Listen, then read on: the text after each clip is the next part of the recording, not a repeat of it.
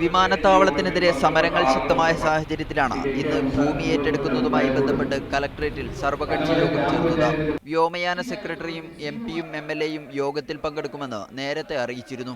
എന്നാൽ ഇവരാരും ADM K Mathew, ജില്ലാ പഞ്ചായത്ത് പ്രസിഡന്റ് KV ശശി എന്നിവരുടെ നേതൃത്വത്തിൽ നടത്തിയ യോഗം ജനങ്ങളുടെ എതിർപ്പിനെ തുടർന്ന് മാറ്റിവെക്കുകയായിരുന്നു.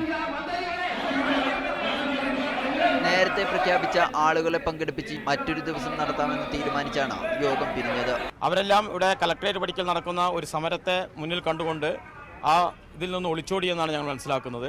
അവിടെ അസാന്നിധ്യത്തിൽ ഒരു യോഗം ചേരുന്നതുകൊണ്ട് തന്നെ യാതൊരുവിധ ഗുണവും ഉണ്ടാവില്ല എന്ന് മാത്രമല്ല, ആ യോഗം തികച്ചും പ്രഹസനമായി മാറുന്നുള്ളത് കൊണ്ടാണ് യോഗം മാറ്റിവെക്കാൻ വേണ്ടിയുള്ള പൊതുവികാരം ഉയർന്നു വന്നത്. ആ പൊതുവികാരത്തോട് യോജിക്കാനാണ് ബന്ധപ്പെട്ടവർ തയ്യാറായത്.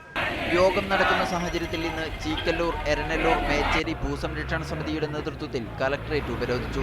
വിമാനത്താവളത്തെ അനുകൂലിച്ച് KSIDC പുറത്തിറക്കിയ ലഘുലേഖ കത്തിച്ചുകൊണ്ട് പരിസ്ഥിതി പ്രവർത്തകൻ CR നീലകണ്ഠൻ സമരം ഉദ്ഘാടനം ചെയ്തു.